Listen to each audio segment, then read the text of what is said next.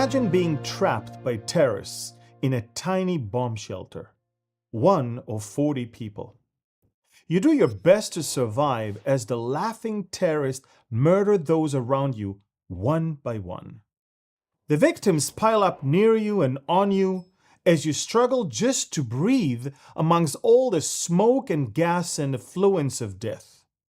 In the end, you are one of only 10 who survive the 5-hour nightmare. This is the story of Rafaela Treistman, a survivor of the Nova Music Festival massacre. In this Anchor podcast, you'll hear Rafaela's tale of terror, sorrow, and loss that began on October 7th and continues even into the present. It is a story that must not be missed. So good afternoon, Rafaela. Good afternoon. It's a great honor to have you here at Connect Studios with our Anchor podcast, Anchor of our faith. It's the hope that we have, and your story brings a lot of hope to many people.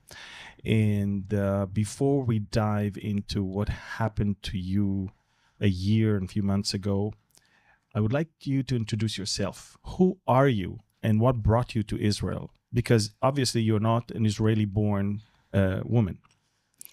So my name is Rafaela. I'm 20 years old. I'm from Brazil, São Paulo. I've been living in Israel for about 4 years now. Bom dia? Bom dia. Bom dia. Yeah, that's good morning. Okay. And I was a good student, just a very normal girl, very geeky as well.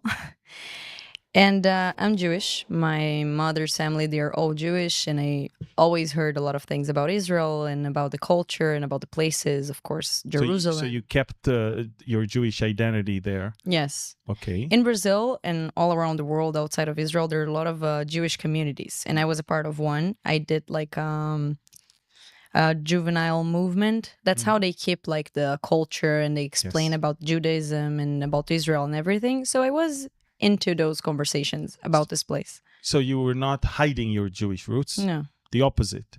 Not at all. You were active in Jewish youth movements and stuff like that? Yeah. And actually, I studied in schools that they weren't Jewish, like schools with no religion, like they don't teach religion in schools. Public schools? Yeah, not public, they're private, but still. Okay. And everybody knew that I was Jewish in my school because me and my brother, we were the only Jewish kids in the school, and we suffered from anti-Semitism as well. Wow. Your family name? It's Treistman. It's my first family name. That's already Jewish enough. Yeah, that's very Jewishy. And what's the other one? Pixenmeister. Pixenmeister. Yeah, that's from Austria. That's your Austrian name. Yes. And I never hide it. Like I was never embarrassed or anything about being Jewish. I didn't understand like why people don't like Jewish people. Like kids, they would do Hi Hitler every time I would go to a class, and they would call me names, and I didn't react because I didn't understand why. And a few months passed, and I decided that I wanted to visit Israel. I wanted to know the places and know Jerusalem and go to go to the Dead Sea and to be a tourist, to come to Israel and visit. That was my plan. And you were how old? I was 15 at the time. All right. 5 years ago. Yeah. And I came here to Israel to spend a month.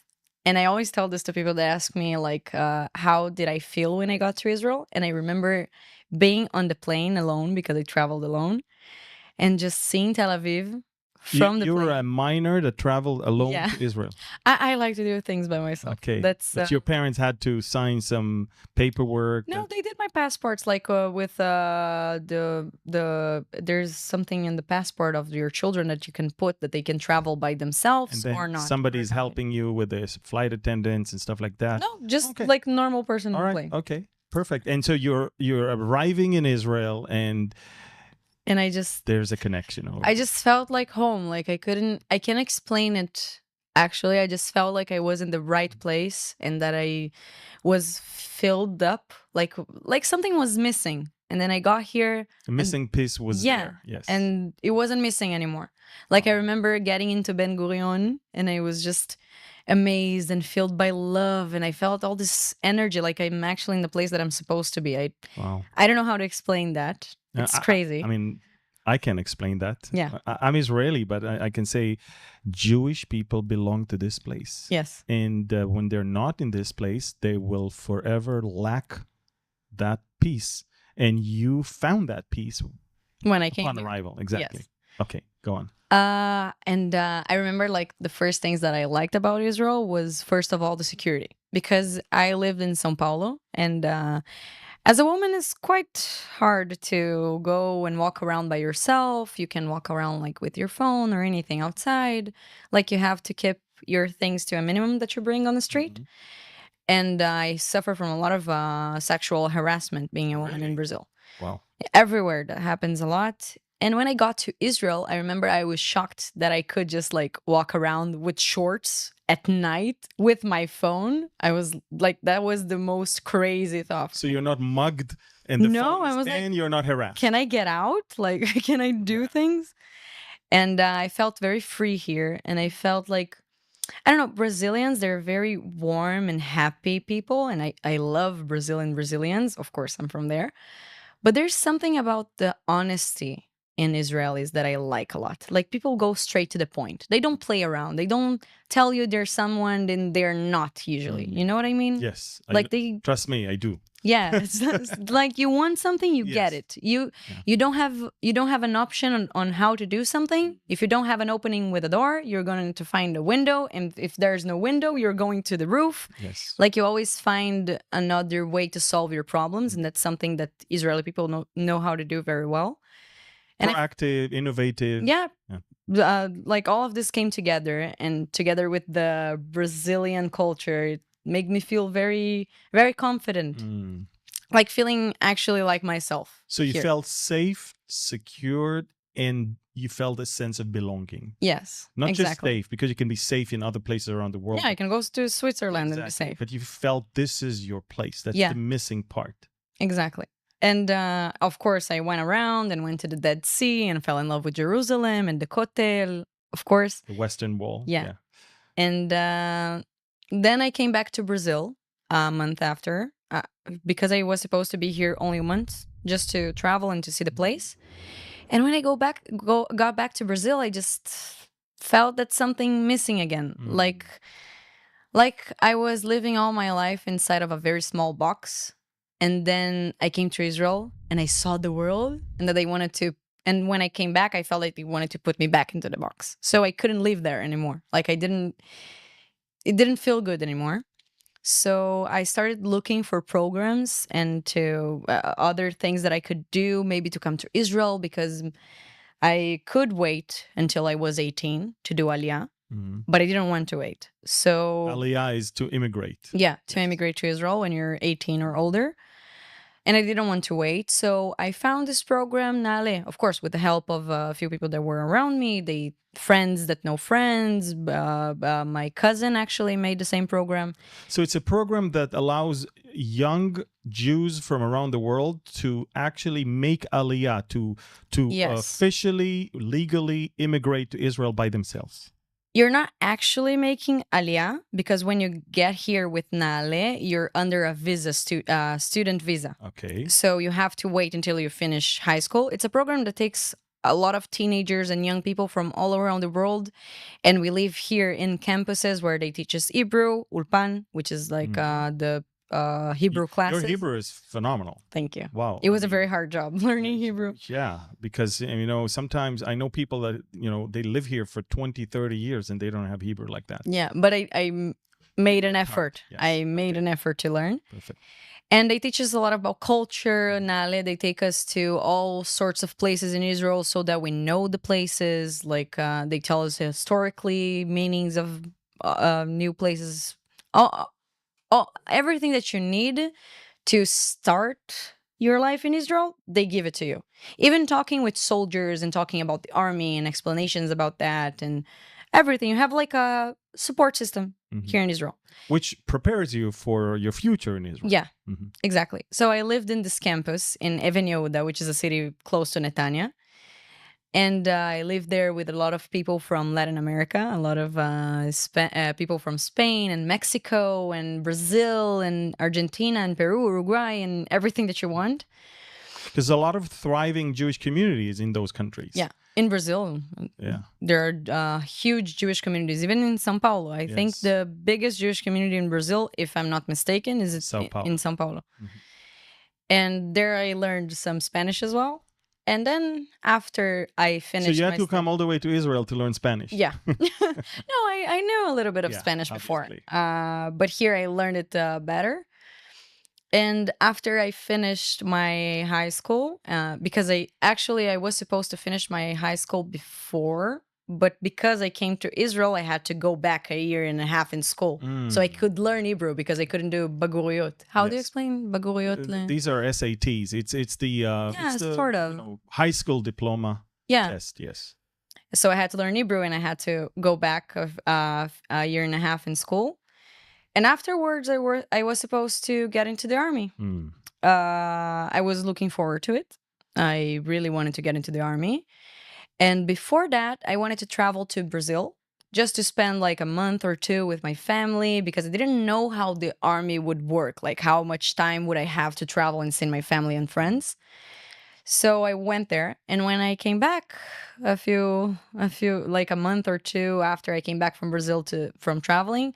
What month was it? It was so in 2023. Yeah, I came back in August of 23, and of course we all know what happened a couple months later. Yeah, in August. So and something happened in those couple months between your return back from Brazil and the Nova Festival, music festival, and that you met someone. Yes, I met different Hanani. Party. Yeah, you met Hanani. Hanani is also a Jewish Brazilian. Hanani is not Jewish. Not Jewish. His father's family, they are Jewish, but his mother is not Jewish. Let me just explain something. Biblically, Hanani is Jewish because it was always after the father in the Bible. In the Bible, yeah. Yes, otherwise, King David is not Jewish also. No, but he didn't feel Jewish. He didn't. But what was he doing in Israel? He came here to be closer to his father, but he wasn't Jewish and he didn't believe in Judaism. Okay. And when Hanani, by the way, it's a pretty Jewish name, by the way. Yeah, I know. And Hanani and you met in a gathering, party, whatever, and that's him. In fact, we're looking at you and Hanani. You're having a Brazilian flag around you. Actually, yeah. And Hanani was a gifted musician. He was an artist, and ever since there is. We met at a party in Netanya. Okay. A party with Latin music and Spanish. It was a close party from one of his friends, Kesem. Mm-hmm.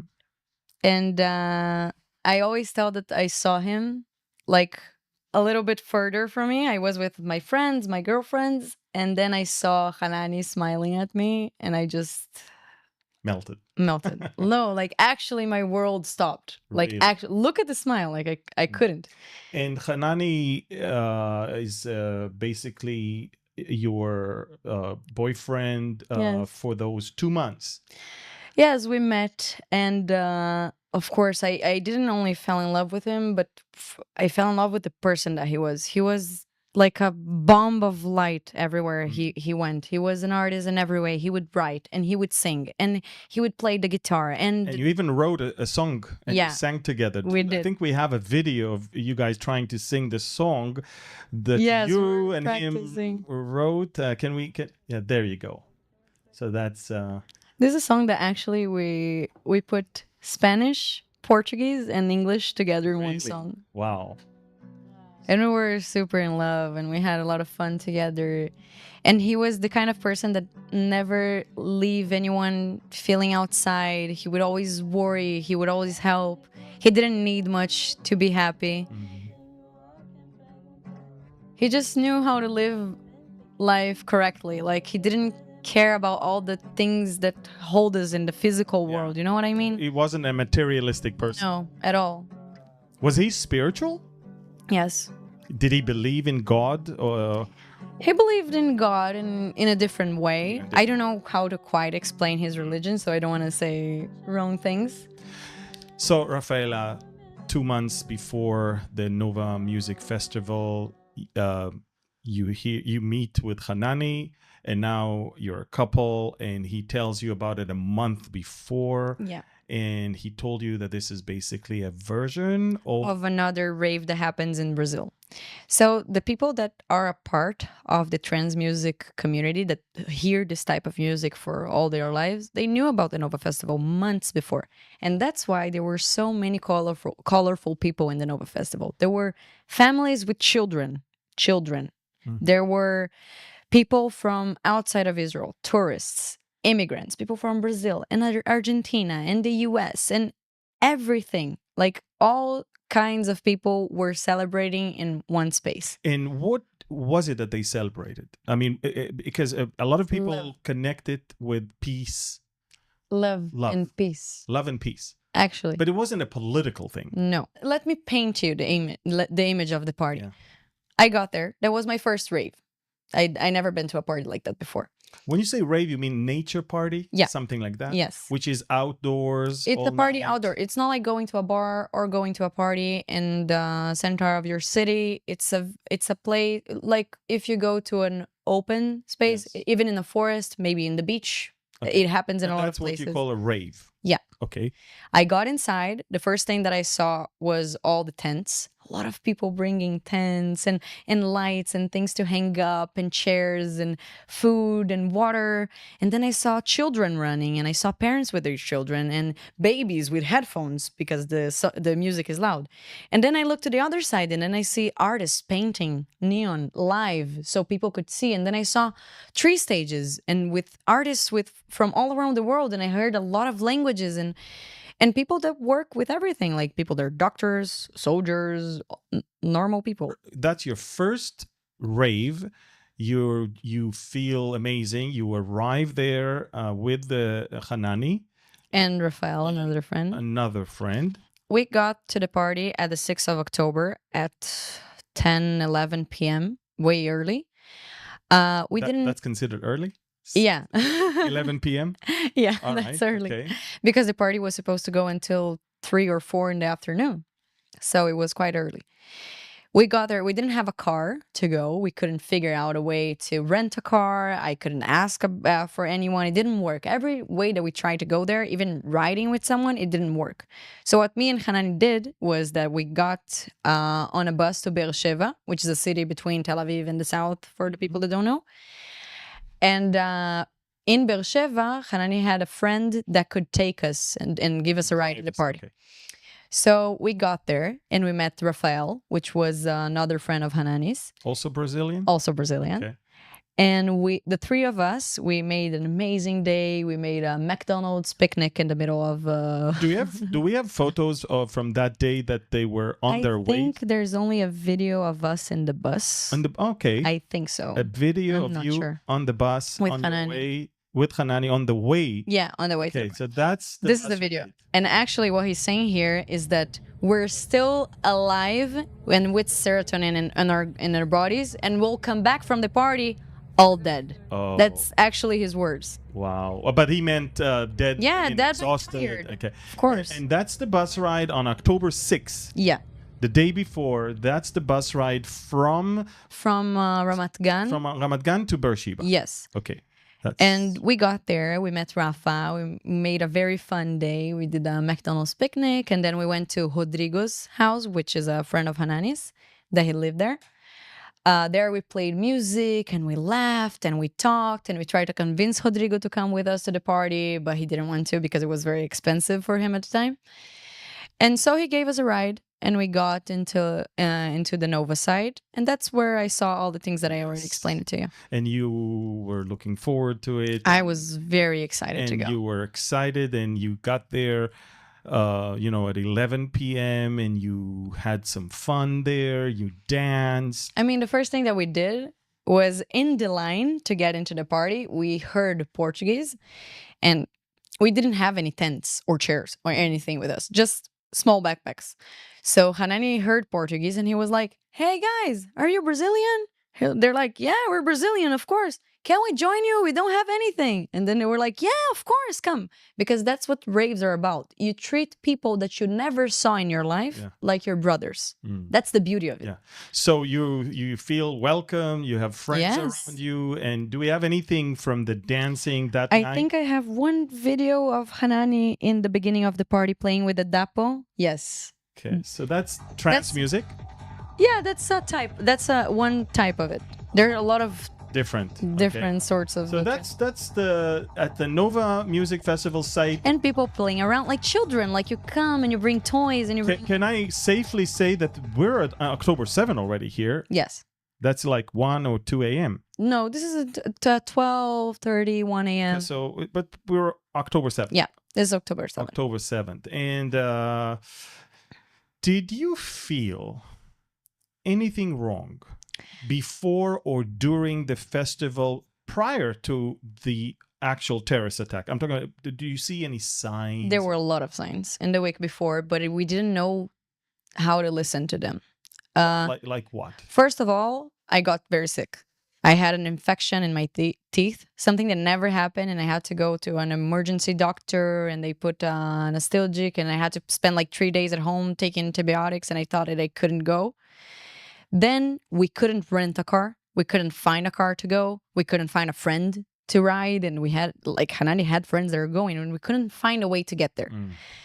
Then then I tried to cancel my tickets to the party at, I think it was a Wednesday, and the party was supposed to be Friday, Saturday. And I sent them an email saying that I needed to cancel my tickets and Hanani's because we couldn't find a way to go. And then they responded to us saying that it was too late. You will not be reimbursed. Yes. And then I said 400 shekels to a party, and we're going. And 400 shekels. Yeah. That's more than $100. Yeah. Yeah. And then at the day of the party, it was very weird because we were in Hanani's house. He lived with other 3 boys. And Kesem, one of his friends, we went to say to him goodbye, and we gave him a hug. And I felt very weird. And then I talked to Kesem about it after everything that happened. And he felt the same thing. Like I didn't say goodbye to him as I should. Like I didn't really say goodbye.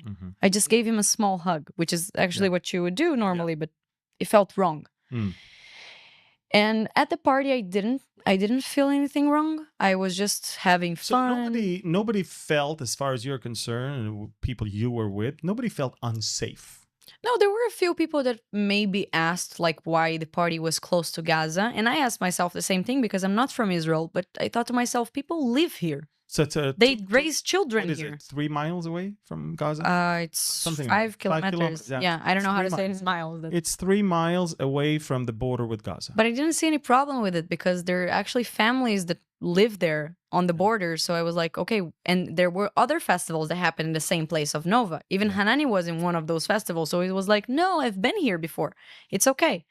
And I was like, what I understood, there was at the same very evening another private. Yes, there was a private party. Yeah, that the people knew about it only hours before where it is, because it's private. So what I mean by knowing about the party, it's like knowing that a party like that will happen. But the location, I also got like 2 hours before the festival. Okay, got it. Something like that. Okay, so it's not just one festival. There's another party going on there, and nobody feels anything wrong because obviously you're not in the military. You don't know. You just come to a party. No, but there were people. There were soldiers that they came to the party, and so you're saying, you felt even safer knowing that hey, part of the people that come to celebrate here are actually they know what they're soldiers, doing. and if they knew something is wrong, they wouldn't have come. Yeah. So you guys are having fun and dancing, and then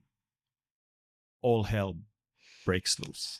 So we were dancing a lot, having a lot of fun. Me and Hanani were laughing all like crazy, crying of laughter, and I don't even remember about what. And seeing a lot of people and knowing new people and colorful, like very colorful people. I don't know how to explain that. Like very live people, very happy, very. So the last thing you can say about the people of the Nova party is that magical, like that they you cannot say they were mean and they deserve to die. What I'm No, trying to say, there's they not. didn't do anything wrong to anyone. No, actually, I think that the people that were killed in the 7th of October from the kibbutzim and from the party, Yeah. they were the most enlightened people that I've ever saw. People that actually, Peace loving. yes. And they actually, if anything, these are people that want the Palestinians to live in peace and have. These are the people that don't want any war. Correct. That's sad. In a way, they were a bit delusional because they didn't know what the other side is planning. Yeah, we were maybe innocent. Yeah. Naive. Naive, Yes, actually. Yes. We're going through the party and That was all night. all night. Then the sunrise started to come. And I can't explain it better than to just say to you that we were actually taking the energy from the sun coming. And as the sun went up, our energy went up in the same level. And suddenly you can see all the faces that you're having fun because it was with all dark night. before. Yes, and then you can see the nature and the sun between the trees, and everything is way more beautiful. And we were at the peak of the party, making the most fun that I had in a long time in all my life. It was like the most beautiful thing I've ever saw. And I remember looking around and seeing people smiling from ear to ear and hugging their friends, and the music stopped. And the music abruptly stopped. Stopped. And then the first reaction of the people was to scream, not to scream angrily, but like, what's going on? No, come back. Like it was a technical problem. Mm. Then we looked back and we saw a lot of rockets coming from Gaza. Okay. And so then you knew something is wrong. Not quite. I mean, did you connect the dots? Like the music must have stopped because of the rockets? Yes, that's okay. that. Yes. All right. But we thought it was only rockets. It happens in Israel. Like it's funny to say only rockets. It's only rockets. But we're used to that in Israel. Yeah. You know, if we see rockets, we go to a shelter and everything's and fine. so rockets by nature will not hit 2.5 miles away. They will pass over you. No, I actually kind of got Did you worried. hear falls of rockets also, or just the rockets flying? I was very confused. The music stopped and I saw the rockets and I was hearing explosions, but I thought that was the Iron Dome. And then I thought we're very close to Gaza and I'm scared that the rocket, maybe the Iron Dome won't work, or maybe one will fall. And I looked around and there was just us and trees, so we weren't protected. Obviously. So me and Hanani, we started going around. He grabbed my hand and we started searching for a better place to hide. We stopped in one of the big tents that were in the party. And then we looked at each other and we're like, okay, the rockets are not stopping. We're hearing Tseva Adom, which is red alert. Red alert. And we said, okay, let's get out of the party and let's find a shelter. We went to our tent, grabbed our backpacks. Rafa met us there. And we started leaving the party, running outside of the party. And we got to the 232 road, which nowadays is known as the Death Road. And so you can understand how not worried we were. We were talking about the sunrise, saying, wow, that's such a beautiful sunrise. You were still excited about the party. Yeah. And we were saying, no, just in Israel, a party can end up in rockets, and laughing about and it. you're still laughing and you're still smiling and positive. There you go. We're like, I can't even explain what's happened here. So who's He's like, look at the sunrise. He's like, I can't believe the party's over right now. This is after the rockets were already flying. Yeah, you can't even see the rockets in this video. It wasn't too intense until this point, because this was still before 7 a.m. Yes, and you're just innocently trying to just find a safe place. Well, I saw the interceptions. Yeah, there are a few interceptions that you can see in the video. You know, you're still there, positively thinking things would just be fine. No, just okay, we're worried. It's kind of stressful, but we'll find a road shelter, and that's fine, because in the south you have at every bus station there's a road shelter, which is kind of this block of cement. It's a concrete block that is basically serving like a room, safe room, where you can run into, and no pieces of the rockets can fall and hurt you, basically. Exactly. And it'll also protect you from the explosion itself. Exactly. And so here you are. So we got there, the three of us. So you're sitting in a bomb shelter. We're sitting in a bomb shelter, smoking, as you can see. And smiling. And smiling, of course. Look at you. And this is This is when that safe room is still pretty empty. Yeah. We were the first ones to get inside. And then like 5 minutes in, we saw like maybe 4 to 5 more people that got inside. Then a few minutes passed and then the shelter became very full. We became 40 people at a very small confined 40 space. people 40 crammed in a tiny room, and you were in the corner. Yeah, we were very to the end of the shelter, as you can see, and I stayed in that position. Which is exactly why you're with us today. Yes. And so you were right behind everybody. Yes. Because the entrance is on the other side. Yeah. So 40 people, and I guess by then you're not that smiling anymore. No. When we became 40 people inside of the shelter, we started to freak out because it was very, very small and very claustrophobic. And what about the noises from the outside? We were still hearing only rockets. Only rockets. When we got inside of the shelter, it was 6:50 in the morning. So nothing was happening still. It's a 20 minutes after it all started. Yeah. And so obviously the Nukhba terrorists that were driving their pickup trucks and motorcycles and all that are not there yet. No, they're on their way. They're on their way. And then as many people as crammed into it. And I felt very bad. When I was inside of the shelter, I felt like something was really wrong. But I thought that the feeling was about the people that were inside. Like I just thought that I was feeling that bad because I was in a very confined space. And they wanted to leave, but everybody was saying like, guys, we know this is very hard and we all want to get out of here, but let's just hold on for a few more minutes because the Tseva Dom red alert will stop and we'll be able to get out. So I was just like trying to... Okay, I'll stay here. Stay here for a few more minutes. Yeah. That's every time you convince yourself. Like, just a few more minutes. Few more minutes. I'll get out of here soon. So, just so people understand, it's a tiny box made of concrete where the few of you are in, then it's getting fuller and fuller. And by the time it's packed with 40 people, you are not feeling well. And you can tell that it's not going to end up... too soon because it's just non-stop rockets. Yeah.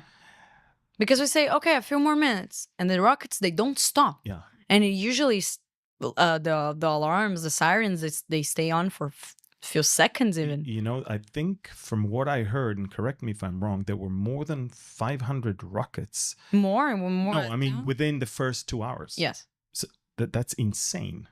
That's, so you're... You know, we're now on the timeline. It's 8 and then 9 o'clock. No, it was earlier. Earlier. This is like, we were fine until like 7:20. So you're saying you're there Maximum. for 30 minutes. 30, 40, maybe something like that. And it's already becoming life-threatening. Because I thought that sirens would stop and they didn't. And then... So when is it that you heard of the actual terrorists? When we heard there was a problem, it was already too late. I know, but my point is, did you hear that? I heard gunshots, a lot of gunshots. At the very beginning, when the gunshots only started, Hanani did something that was quite smart because he wanted to calm me down. His priority was to just calm me down and to protect. So he put my AirPods on my ears and he told me to put on noise cancellation and to hear any song, anything, at top volume. And he did the same. So at the very beginning of the gunshots, because we couldn't leave, we couldn't get out because of the people. We couldn't move there. You were basically stuck in the very back. And the people were hearing the gunshots. They were coming closer to the back, so we couldn't move whatsoever. And he saw that situation and he understood we couldn't move, we couldn't leave, we couldn't do anything. So chill. And I started hearing music. Of course, the gunshots, they became more intense. And we started hearing a police officer from the outside of the shelter.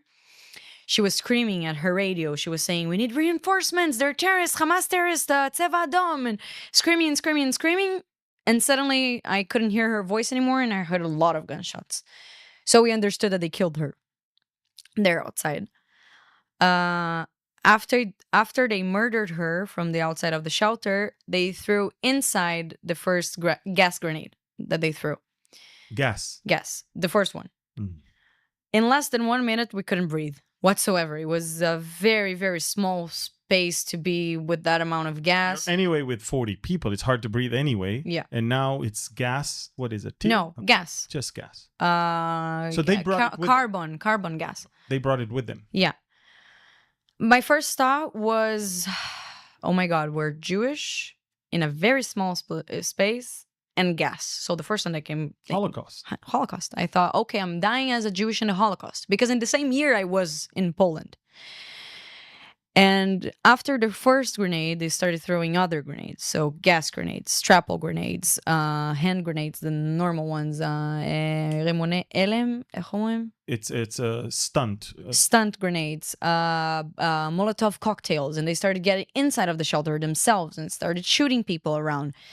And then people started falling because they started dying. And the people that tried to run outside, they were shot or kidnapped.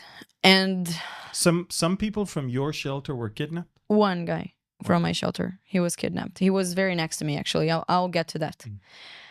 And they started doing like these cycles of throwing a lot of grenades, waiting for the gas to come down, and then they would get in themselves and start like on people and started shooting randomly at all places. Executing you, basically. Yeah. And I was seeing them, but they couldn't see me because I was under a lot of people. And in the middle of all that panic and blood and people getting very injured because grenades. And where is Hanani? Next to you? He's next to me, putting his body on me, hugging me. And I'm like, what is going on? Yeah. I was saying to him, like, what is going on? What is going on? And he was like, we're in a terrorist attack and we're in a war and take care of the water and I don't know what. And I was like, I want to go home. I was in my house like a few hours ago. What is happening? He's like, we're in terror. I want to go home. I couldn't make sense of anything. And meanwhile, Rafa was on the both of us and he was praying in Portuguese with all of his power. And at some point in the middle of the mass shootings and explosions and everything, a woman fell on me. She was literally on me. And I couldn't move a millimeter. I couldn't move at all. I couldn't breathe at all. And I thought that in that point, I would die. I thought that was the point that I would die. So I started, the only thing I could do was try to say to Hanani and Rafa to try to help me get her off me. But imagine, 40 people panicked, coming more to the inside of the shelter because of all of the gunshots. More and more. Dead people falling, people bleeding, blood everywhere. And this girl, she was hysterical. She was panicked. She was screaming and throwing herself down and biting. She bit Rafa in the side of his chest. It still has the mark until today. And Hanani, that was calm until then, very calm compared to the situation. He started to lose it because they were trying to pull her off me and she didn't want to move. She was strong. She was panicked. She wasn't with us. She wasn't understanding what we were saying. So now your big struggle is actually not the terrorist as much as someone who is actually blocking you from even moving and breathing. Yeah. And then Hanani started to scream at her and say like, just let me take you off of her. And then everything. He started to get mad. She wasn't in a stage that she could listen. She couldn't. And so Hanani understood that even if we were inside or outside, we would die. And I think he didn't want to die with the feeling that he didn't do anything. I don't know if that was because he was a soldier. I don't know if he was too... He was in the Israeli army? Yeah, he was a Golani soldier. Okay. It's a combat soldier. Infantry soldier, okay. And... I don't know if he just wanted to try and escape or try to do something. He just told me that he needed to do something. He told me, I know my time has come. I have to try and do something. And he started to try and get out. He started trying to push people and get on people and get outside. And from that, I didn't see him anymore. And I was still in the floor. And Rafa said that he saw him or getting shot or something that got onto him that made him scream and fall down. I didn't see him until that point. And I didn't understand if he was alive, he wasn't alive, and everything was very dark because after some time they started also burning a few of the bodies outside of the shelter. So they took the terrorists. Yeah, they took a few of the dead bodies or alive still. It was too much screaming for me to understand if the people that were burning outside they were alive or dead. And how did they burn them? Just put gas on the gasoline, or I think gasoline or something. they burned them? Yeah, they burned them outside, and all that smoke was coming inside of the shelter as well. So it got to a point that people started arguing about opening a door that doesn't exist, because there isn't doors in road shelter. But they started arguing like to open a door because it was too dark. We couldn't see anything anymore.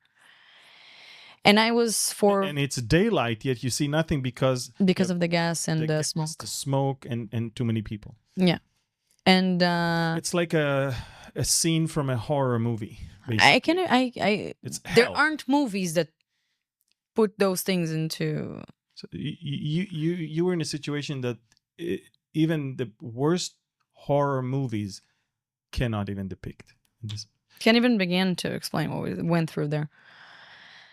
And I spent 5 hours inside of the shelter. 5 hours. 5 hours from 7 to 12. To 12, yeah. Wow. And I was passing out and waking up. I would pass out, wake up, and the first thing that I would think was Hanani. And I started to scream and ask for him and wait for an answer. He didn't answer. Started talking to dead bodies next to me that I couldn't see, as if it was him. And it's...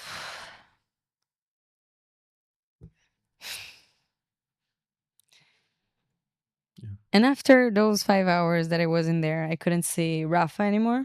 Rafa also was gone. I didn't see him. I would ask him from time to time, like, are you alive still? He was like, yeah, or doing some noise.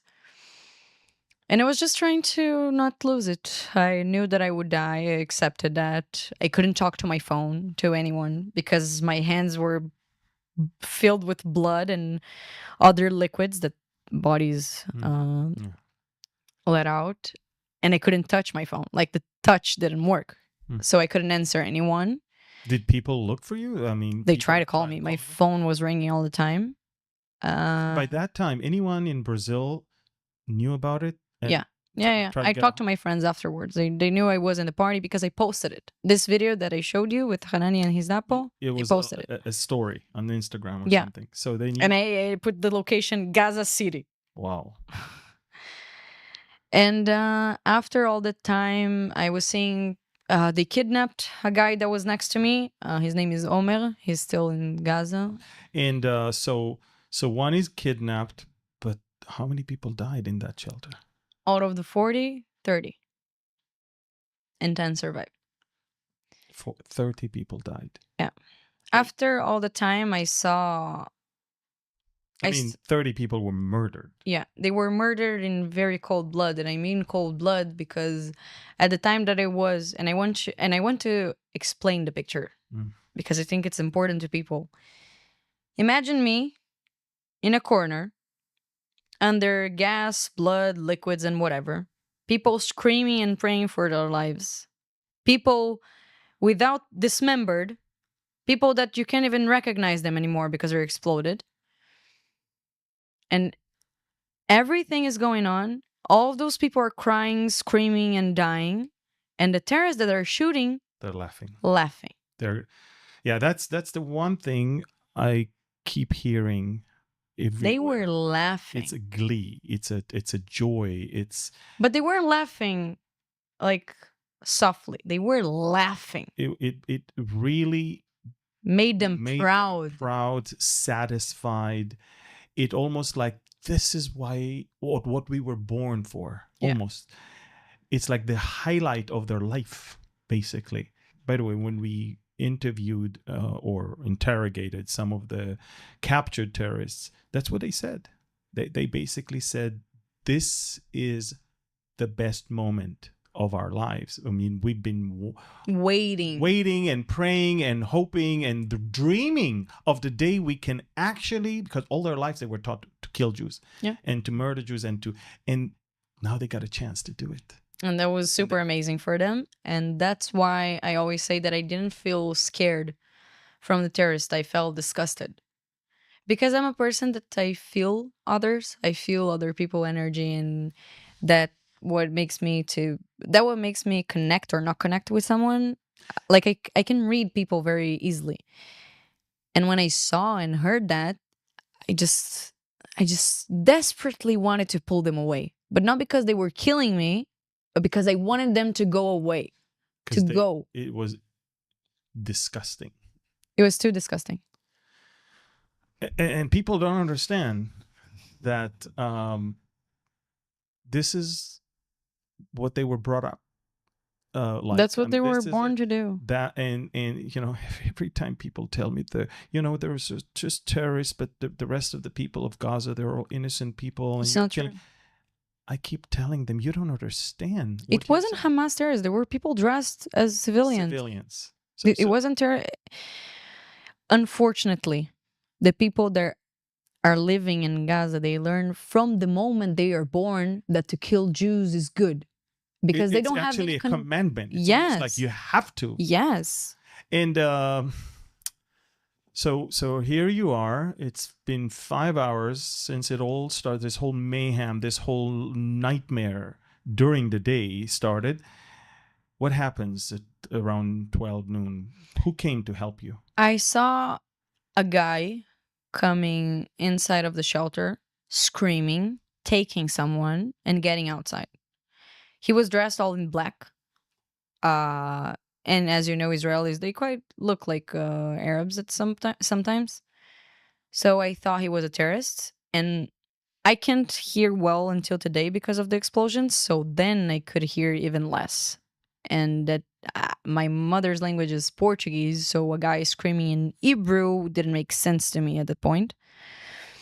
And he was getting inside and screaming and getting outside again and grabbing someone. And every time he had someone different. And I started to try and pay attention to what he wanted. And he was screaming in Hebrew, Mi adain b'chaim, mi chai adain. So who's still alive? Who's still alive? Give me a sign of life. And he was screaming names. One of them, Noam, his girlfriend, she was killed there as well. And one of his best friends, the other friend, he came out alive. The guy that was coming inside and outside, his name is Daniel. He was one of the people inside of the shelter. And a few minutes before the terrorists arrived, he got outside to pee in the middle of the trees. So they didn't... And when they arrived straight to the shelter, he just stayed outside. They shot at his direction and they killed people around him, but he was laying on the floor and somehow they didn't get to him. And after all this time, he saw a car with police officers, 5 to 6 police officers. And he asked them to come. First of all, they thought he was a terrorist. Yes. He had to convince them that he wasn't. Then they got to the shelter and they say they didn't have time to help anyone because they were in the middle of the battle. Then they saw everything and they said everybody here is dead. That's how it looked. And then they couldn't breathe inside of the shelter. So they didn't have time. They were stressed and they didn't want to stop. So Daniel had to convince them to help us. And he started taking people outside. And when I understood what he was saying, I somehow just got up and I told him the only thing I said to him was, "Bevakasha totzi oti mipo, just take me out of here." And he told me to come because there were a lot of bodies. So it was easier for me to come to him than he to come to me. And I started looking in the floor and started searching for Hanani. So I started seeing like how people looked. I started to analyze each and every one because I wanted to find him. And I started seeing the phones of the people ringing with mom, dad, brother, sister, babe calling. And I was thinking to myself, like, they're calling their families and I can't even tell you how they look because they're exploded. They're covered in blood. I can't explain. And I started to get outside. And you can call me crazy, you can say it's God, you can say whatever, but I heard a voice, a very clear voice, very calm in my ear, which doesn't make sense because I couldn't hear them. I believe and I will tell you that it is God because... I do believe it's God as well. More than once it happened to me, but go ahead. And I just heard him saying like, don't step on people's heads. So I tried not to. I got outside. I saw Hanani laying on the floor. I can't tell you if he was actually shot or if the blood that was on him was from other people. I didn't But he stop was to dead. analyze. You saw him and you I knew saw he's him dead? I saw him laying down with his belly down, and I didn't want to understand that was him. And I'll tell you something that my brain did for me to not to process that was him. Hanani was shirtless with white shorts, and I had beige pants with a white top. And I told myself, he looks cleaner with his pants than I do, so they can't be him. Like my brain just made something up, so I couldn't understand that was him. I got outside.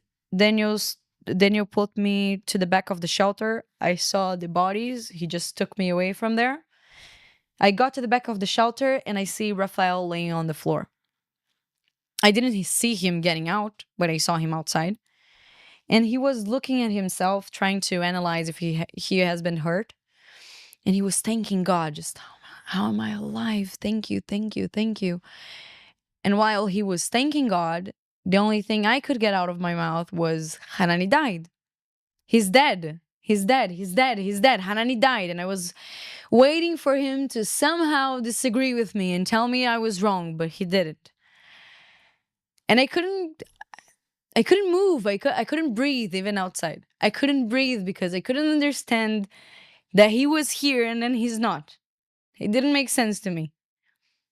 Death is something that it's hard for the humans to process.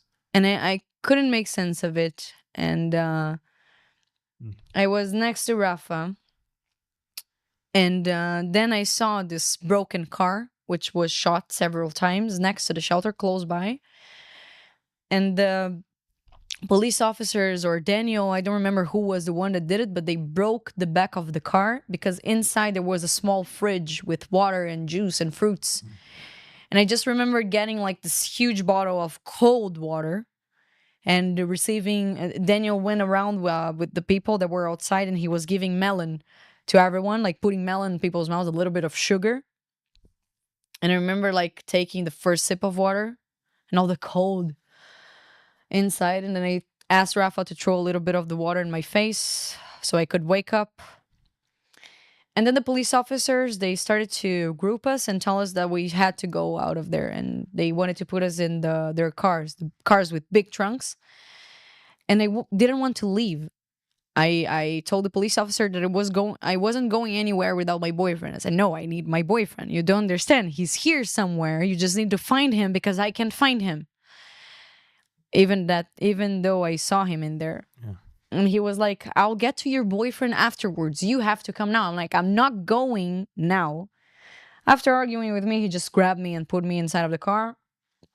I remember my stepfather called and I just gave the police officer to explain to him where we were going. I was sending SOS messages to my stepfather all this time because Where is he? In Brazil? No, he's here in Israel. Your stepfather lives in Israel. Okay. Yeah. And he's my emergency contact. And you don't have to type anything to send your location if you have an emergency contact. You just click the side button a lot of times and it starts sending automatically. So he knew where I was. And we started going. And the police officers, they told us that they were taking us to Ofakim, which is a city in the south, to a military base. In the middle of 5 to 10 minutes after we started traveling with them, we had to stop the car again because there were other terrorists on the street. And we had to lay down under this truck that was further away in the sand. We stayed there for about an hour. And then they got us back into the cars. And they took us to Ofakim. There was the first time that I saw soldiers. Because Ofakim also had an invasion of terrorists. Yes. We were in the military base. Okay. And from there, ambulances got us to Beersheba, to Soroka, which is a huge hospital. Just when I got to Soroka, I understood that I wasn't in a terrorist attack. I was in a war. Because I was seeing people running and screaming and messes and dead people and families going around with pictures, desperately looking for their loved ones and people dismembered and a huge mess. A lot of people very injured. And I was seeing like people's faces looking at the survivors. And I didn't understand how I looked so that they looked at me that way. Like sort of a pity, panicked, I don't know. And how did you have blood on you and stuff like that? I was all covered in blood. Covered in blood. Okay. But And smoke. Were you injured yourself, or it was just other people's blood? Okay, so the irony from the shelter is that all the 30 that were killed, they were very, very severely injured. And the people that got out alive, Nothing. not even a bullet. Nothing. Because we were under all the other people. Of course, I had some strapples. I couldn't open my eyes for a month because of the gas, my ears, but nothing too serious. And I was laying there. Rafa was next to me. At some point, they took him somewhere else. I didn't see him. And when I would ask the doctors, they didn't know who I was talking about because it was a mess. Chaos, yes. Chaos, completely chaos. And after 3-4 hours, I saw this doctor talking to my mom. And he was like, I saw you looking for your daughter all around and I found her for you. This is Rafaela. He opens the curtain. She looks at me. And she started arguing with the doctor. How can you say to a mother that you found her daughter if you didn't? And she started to go. She didn't recognize me. She went away. So your mom is in Israel. She's not in Brazil. No. And she was looking for you. In the hospital. In a hospital. She got to me. She looked at me. And she didn't recognize me. When she started to go away, I said, mãe. Mom in Portuguese. And then she looked at me like, it is you. Where? No, where did I come from? She got very close to me. And then she saw my eyes, the green and blue of my eyes opening a little bit. And she was like, this is you. And then she started crying and my stepfather came in. And then they did like the basic exams that they had to do. And my mom really wanted me to go home. So at the same night, I went. You was discharged already. Yeah, because I didn't have anything too serious going on. So, how do you move on from there? I mean, your whole life has changed. There are phases. First of all, for the first 2 days, I tried to really convince myself that I was crazy and that Hanani wasn't dead. And I actually did that. So for me, he died twice. Because I really started believing that he couldn't be dead. Then I received a phone call from his father saying that they recognized the body. And his father lives in Israel? Yes. And afterwards, we had the burial at the 11th of October, which was 2 days before his birthday. His 24th birthday. Fourth birthday. So it was a very hard week. I always say that the funeral was way harder than the 7th of October and that I would go through a billion 7s of Octobers if that meant that I didn't have to go through his funeral. Wow, that's a statement. Yeah. So what was it in the funeral that was harder than the actual terror? Everything. I couldn't look at his brother's faces and being the one who was there with him and he wasn't there. I wanted to apologize. I didn't know what to do. You had a guilt trip? Yes. This whole survivor's guilt. I couldn't breathe. I couldn't move. I couldn't Is it true that you have survivor's guilt? That's actually true. It's true? Yeah. So you felt it? Yeah. And I couldn't look at the hole in the floor, which looked smaller than his height, and to see him like inside of the plastic bag. Was he wrapped with a talit? He was with the Israeli flag. Because like a plastic bag and an Israeli flag. And I couldn't bear the thought that that was it. The first 2 months, I was like a zombie. I didn't want to live. I couldn't feel alive. I didn't want to eat or get out or do anything. My friends were desperate trying to help me. They were seeing like I was getting skinnier and skinnier and skinnier, and I didn't want to eat, and it didn't interest me. I didn't care about how I looked anymore. I didn't care about anything at all, and I didn't know how to care. I was cold. I was sad. I didn't want to live anymore. I wanted to die together with Hanani. I knew that at some point it would get better, but I didn't want to get better. I just wanted to go. And of course, a week after the 7th of October, I started psychological treatment. And 2 months after the massacre, I went to a retreat in Cyprus. There's a retreat to Nova survivors.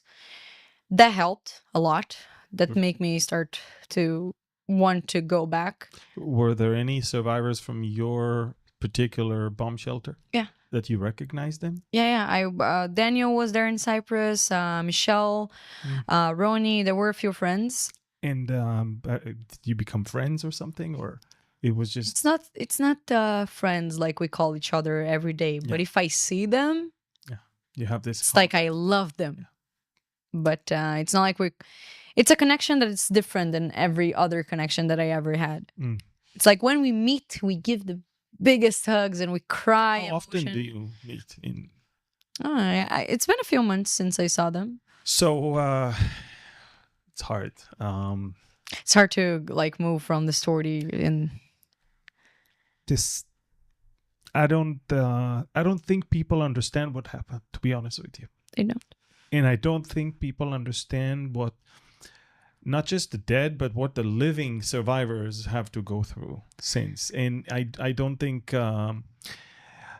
okay, and this is probably the best segue into what I wanted to talk about now, which is, probably a couple days after October 7th, all across the world, people your age started marching in the street and blaming the victims as the aggressors and the aggressors as the victims. And everything changed, and everybody, it's amazing. I've never seen anything like that.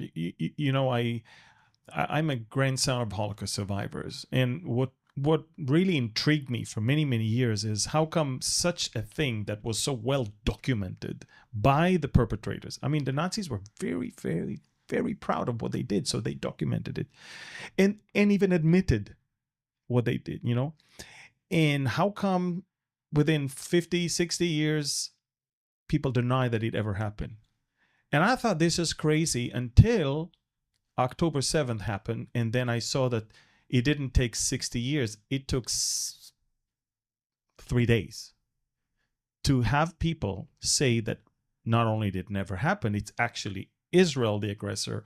The Israelis are attacking the poor Gazans. And I worked as a spokesperson for the last year a lot of times, and I received a lot of groups, Jewish, non-Jewish politicians, ministers, students. And people that don't understand what happened, I put it in a very simple way. Mm-hmm. If I go right now to your house, inside of your house, with a machine gun, and I kill your wife and your kids, and I burn them in front of you, if you kill me, you are the protector. You protected your family, or you revenged, or it was your right. And I am the wrong person, because I came into your house and I killed your family.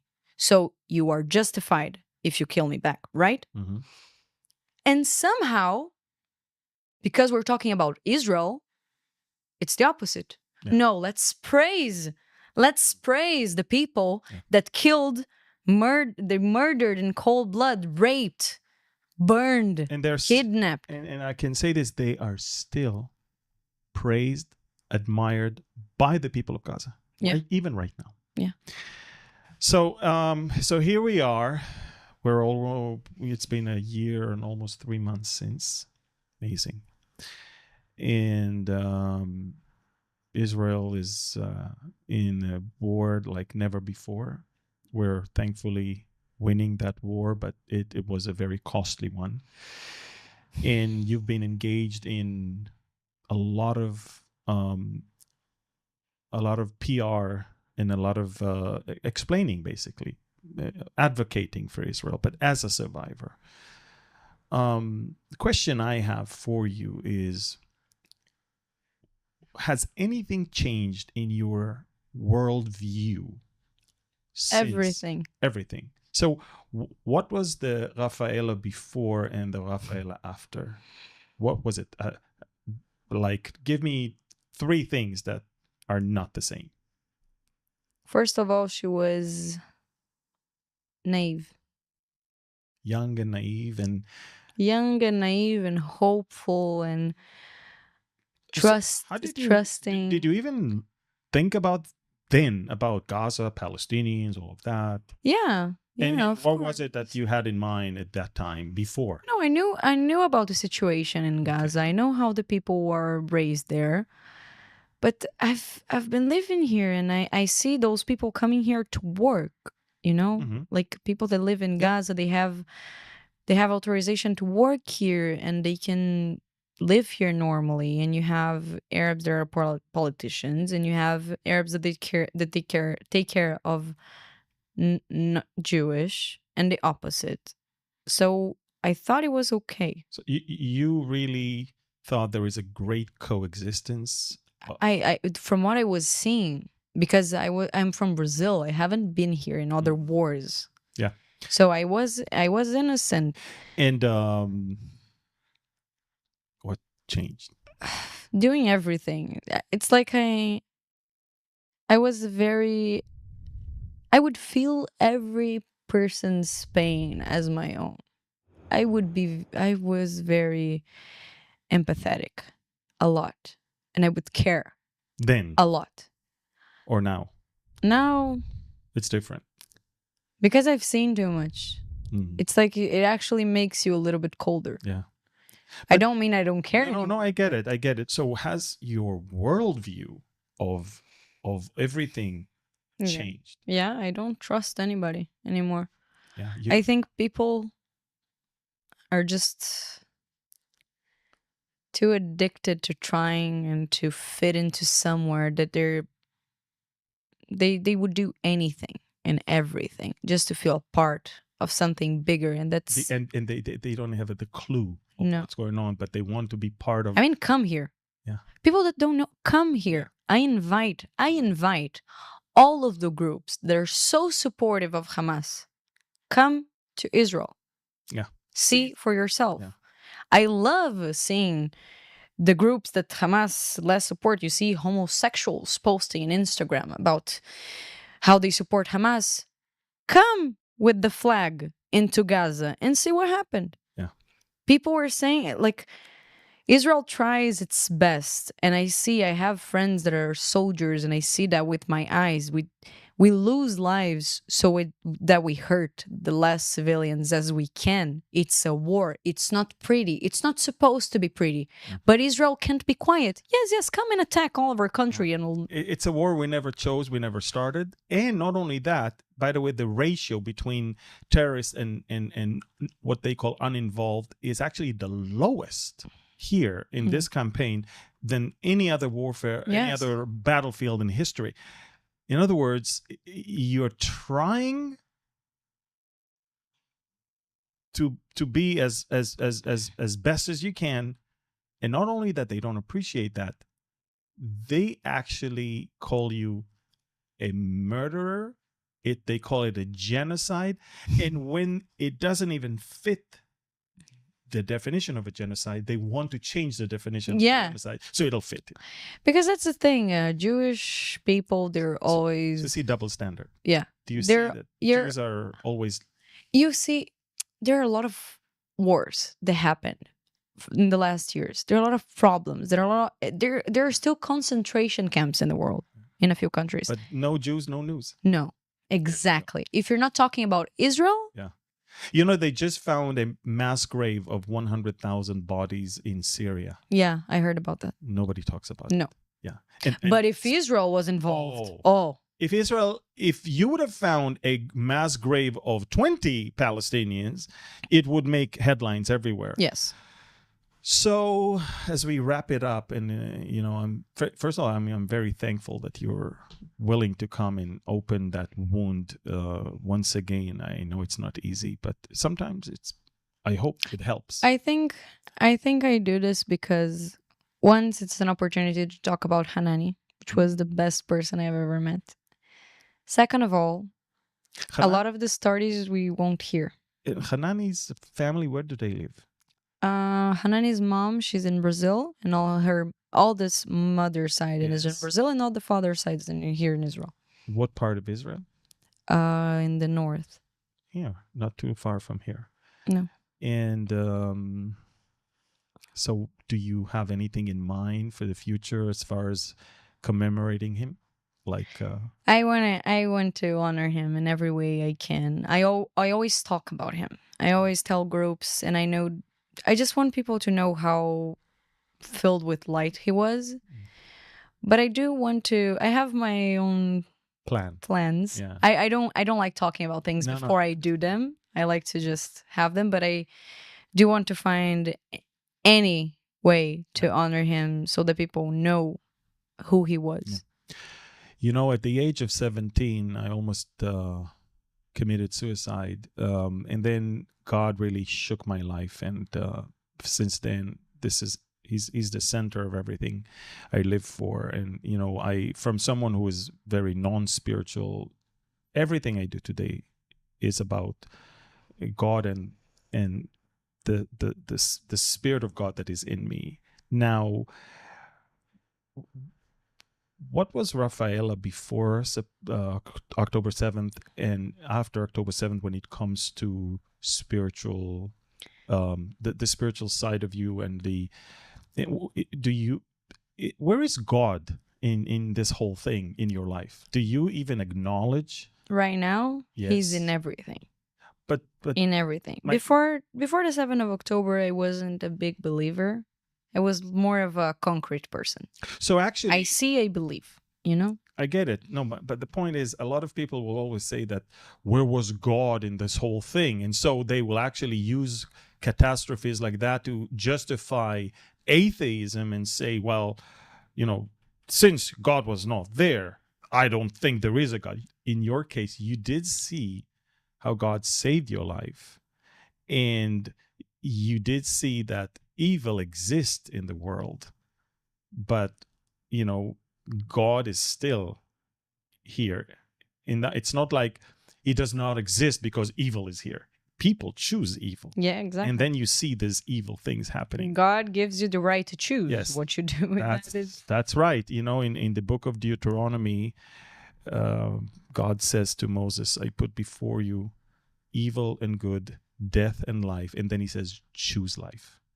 It's a choice. Life is a choice. Exactly. Good is a choice. So you see that in you right now.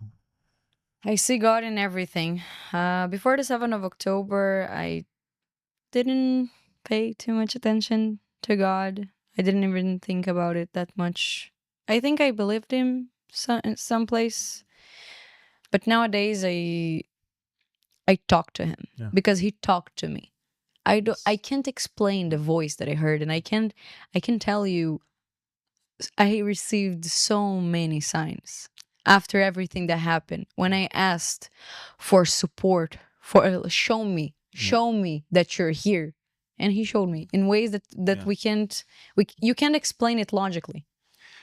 Yeah, I'm going to give you the book that really describes my journey of how what happened to me, and you can see the full story. But you're coming from Brazil, and this is I'll end up here just by saying that there's a huge community in Brazil of non-Jews that really loves Israel. Yeah, they really love Israel. And the reason why they love Israel is because for them, believing in Jesus is not believing in a Catholic crucifix. It's believing in a Jewish Messiah that came to save them also. So they feel that they owe Israel so much.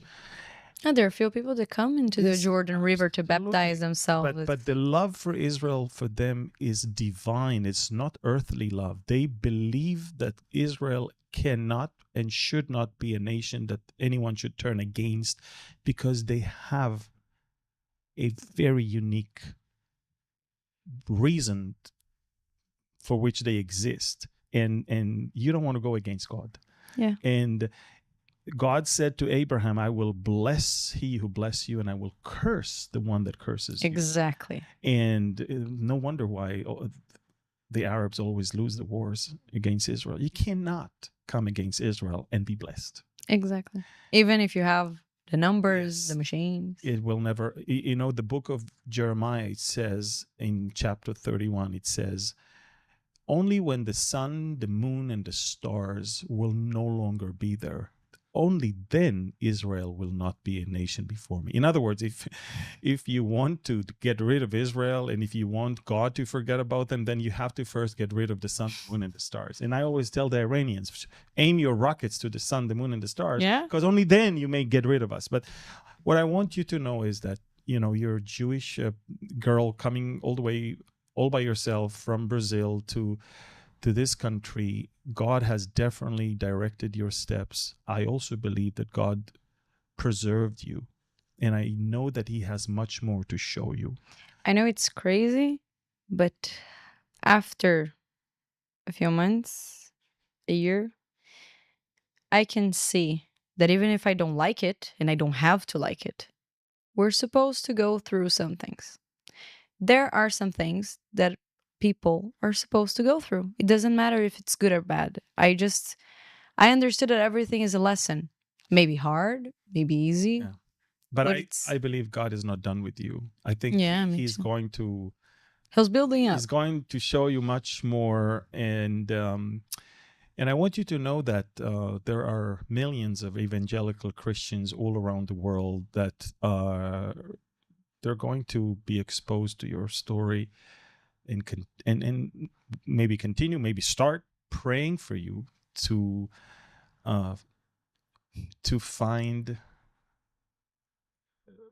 the source of life and hope in this world, and the Messiah. And then I want you also to remember that your story cannot be hidden or forgotten, should not be hidden or forgotten. And wherever you go, remember that even though sometimes, you know, you feel like, oh, I've said it so many times, you will always touch somebody. Yeah. That may be that person who will make the difference in his community or even the entire country. You know, I went to a little tiny church in Croatia, and little did I know that with that little tiny place with a small number of people, there was a couple there that introduced me to the entire country of Romania, and they lived in Vienna. I went to Vienna to visit them, and then a couple introduced me to the entire country of Brazil through a tiny meeting in a little bomb shelter in Croatia.